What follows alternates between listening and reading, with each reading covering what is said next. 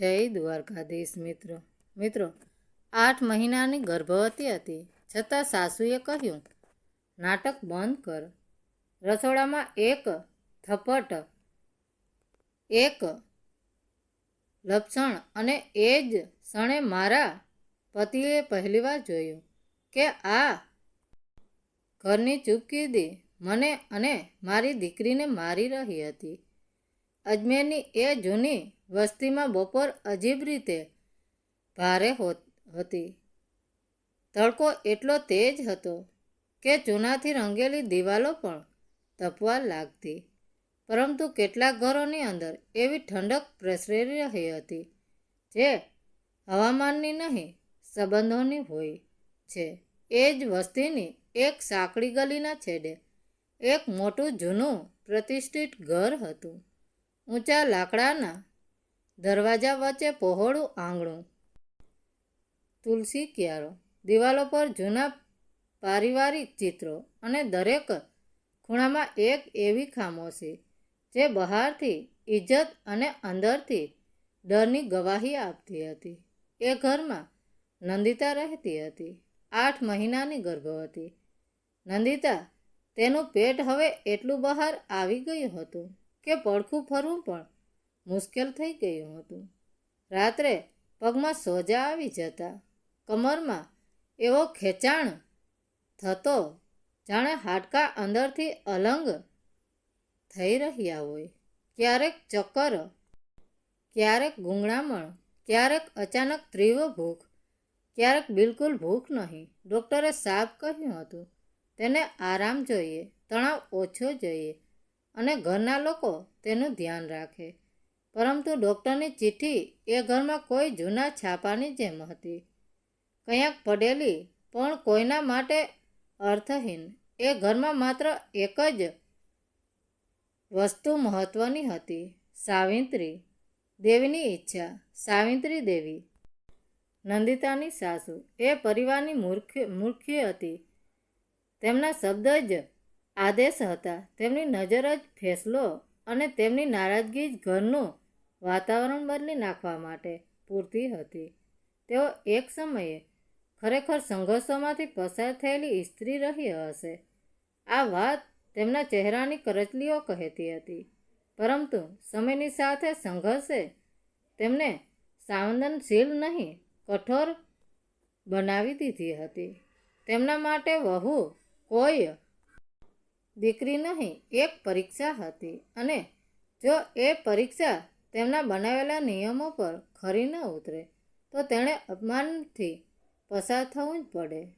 નંદિતાએ લગ્નના પહેલા દિવસે જ સમજી લીધું હતું કે આ ઘર તેના માટે સરળ નહીં હોય. તે એક ખેડૂત પરિવારની દીકરી હતી. તેનું ગામ કિશનગઢ પાસે હતું. પિતા સરકારી સ્કૂલમાં ચોકીદાર હતા. માતા સિલાઈ કરીને ઘર ચલાવતી હતી. સાધારણ લોકો પણ ઇજ્જતદાર. નંદનીએ બહુ અભ્યાસ કર્યો ન હતો, પણ તેમનામાં એક શાંતિ હતી, એક સરળતા, એક આત્મસન્માન. આ જ વાત આરવને પસંદ આવી હતી. આરવ શહેરમાં કન્સ્ટ્રક્શન કંપનીમાં સાઇટ સુપરવાઇઝર હતો. ભણેલો ગણેલો, જવાબદાર, ઓછું બોલનારો. તેણે ઘરવાળાઓના વિરોધ છતાં નંદિતા સાથે લગ્ન કર્યા, પરંતુ લગ્ન પછી એ જ આરવ દિવસ રાત કામમાં ડૂબેલો રહેવા લાગ્યો. તે સવારે અંધાર હોય ત્યારે નીકળી જતો અને રાત્રે મોડો પાછો ફરતો. એનો અર્થ એ હતો કે દિવસભર નંદિતા એકલી રહેતી સાવિત્રી દેવી સાથે.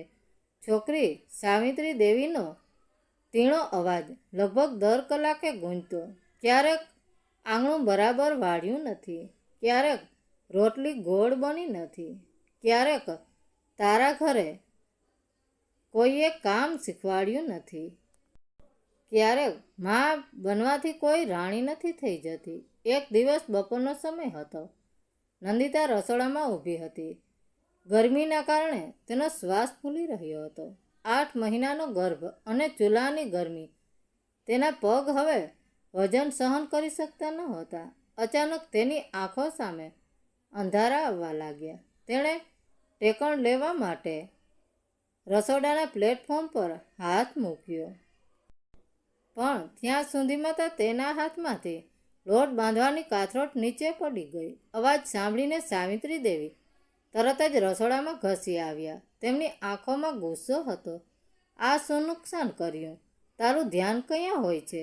સાવિત્રી દેવી બરાડી ઉઠ્યા. માજી, મને ચક્કર આવી રહ્યા છે, મારાથી ઊભું નથી રહેવાતું. નંદિતાએ હાંફતા હાંફતા અને રડમસ અવાજે કહ્યું. ચૂપ કર, આ તારું નાટક બંધ કર. સાવિત્રી દેવીનો અવાજ વધુ કઠોર થઈ ગયો. અમે પણ બાળકોને જન્મ આપ્યા છે, ક્યારેય આવા નખરા નથી કર્યા. છેક છેલ્લી ઘડી સુધી ખેતરમાં અને ઘરમાં વેતરું કર્યું છે, અને તું તો જરાક કામમાં થાકી જાય છે. નંદિતા કાંઈ બોલવા ગઈ, પણ તેના મોંમાંથી શબ્દો નીકળે તે પહેલાં જ સાવિત્રી દેવીએ ગુસ્સામાં આવીને નંદિતાના ગાલ પર એક જોરદાર થપ્પડ મારી દીધી. થપ્પડનો અવાજ એક ખાલી ઘરમાં પડઘાઈ ગયો. નંદિતા પહેલેથી જ ચક્કર ખાઈ રહી હતી. એ થપ્પડના ઝાટકાથી તેનું સંતુલન બગડ્યું. રસોડાના ફર્શ પર ઢોળાયેલા પાણી પર તેનો પગ લબસ્યો અને તે સીધી જમીન પર ટપકાઈ. આહા! નંદિતાના મોંમાંથી એક ચીસ નીકળી ગઈ. તેણે પોતાનું મોટું પેટ પકડી લીધું. દુખાવો એટલો ભયાનક હતો કે તેની આંખોમાંથી ચોધારા આંસુ વહેવા લાગ્યા. બરાબર એ જ ક્ષણે ઘરનો મુખ્ય દરવાજો ખુલ્યો. આરવ આજે સાઈડ પરથી કોઈ કામસર વહેલો ઘરે આવી ગયો હતો. તેણે રસોડામાંથી આવતી ચીસ સાંભળી અને તે દોડતો ત્યાં પહોંચ્યો. તેણે જે દ્રશ્ય જોયું તેણે તેના હોશ ઉડાવી દીધા. તેની ગર્ભવતી પત્ની જમીન પર કણસી રહી હતી અને તેની મા સાવિત્રી દેવી ત્યાં કોઈ પણ જાતની દયા વગર ઊભા હતા. નંદિતા દર્દથી તરફડી રહી હતી. આરવ તરત જ નંદિતા પાસે ઘૂંટણીએ બેસી ગયો. નંદિતા, શું થયું? તેણે પોતાની મા તરફ જોયું. આરવ, જે હંમેશા પોતાની મા સામે નીચી મૂંડીએ ઊભો રહેતો, તેની આંખોમાં આજે પહેલીવાર એક ભયંકર ગુસ્સો હતો. તમે શું કર્યું? એ 8 મહિનાની ગર્ભવતી છે, આરવે બરાડીને પૂછ્યું. એ તો બસ નાટક કરે છે, સાવિત્રી દેવીએ બચાવ કરતા કહ્યું, પણ તેમનો અવાજ ધીમો પડી ગયો હતો. બસ કરો માં, આરવે પહેલીવાર સામા અવાજે કહ્યું. હું બધું જ સમજી ગયો છું. અત્યાર સુધી હું વિચારતો હતો કે તમે વડીલ છો એટલે સમય જતાં બધું સમજી જશો, પણ મારી ચૂપકીદી અને તમારો અહંકાર આજે મારી પત્ની અને મારી આવનારી દીકરીનો જીવ લઈ લેત. જો આજે મારી નંદિતા કે મારા બાળકને કંઈ પણ થયું તો હું આ ઘરનું પગથિયું પણ નહીં ચડું. આરવે તરત જ નંદિતાને પોતાના હાથમાં ઉંચકી લીધી.